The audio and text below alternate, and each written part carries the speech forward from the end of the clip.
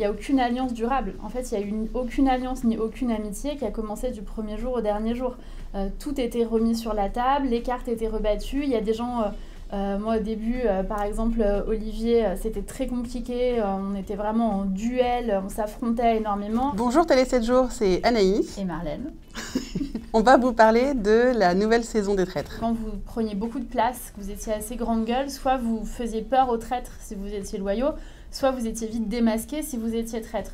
Donc je me suis dit que j'allais forcer un peu ma nature et essayer dans un premier temps, pour pas me faire éliminer tout de suite, de pas trop prendre la parole, de pas trop prendre de place, d'être un peu en retrait, dans l'observation et de passer entre les mailles du filet. Bienvenue dans le château des traîtres. Un lieu maléfique où le soir venu, tout bascule. C'est une émission, donc il ne faut pas prendre les choses trop à cœur.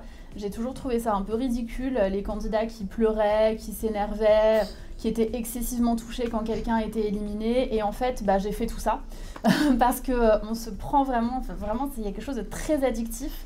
On est dans le jeu et effectivement, on s'énerve, on s'agace, on pleure, on a envie que ça avance. En fait, c'est très frustrant parce qu'on se lie d'amitié avec des gens autour de nous et on ne sait jamais lesquels sont sincères, lesquels ne le sont pas, lesquels sont en train de faire une mission, lesquels ne le sont pas. Pour la première fois de notre vie, on s'est dit peut-être qu'on va se mentir, ce qui n'est jamais arrivé dans notre longue amitié.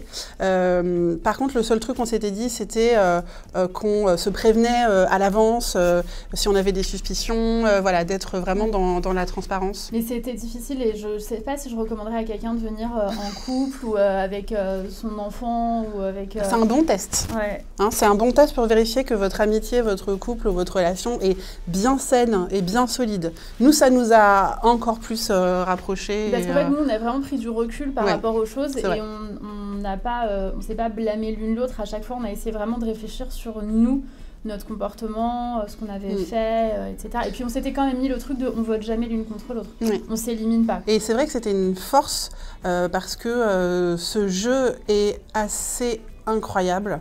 C'est un miroir tendu vers ce qu'on est et c'est un laboratoire, c'est une vraie expérience. Moi, ça m'a permis d'expérimenter des situations très difficiles que j'ai déjà vécues dans ma vie. Hein. Je pense qu'à partir d'un certain âge, 35 ans, on a tous vécu quelque chose de difficile.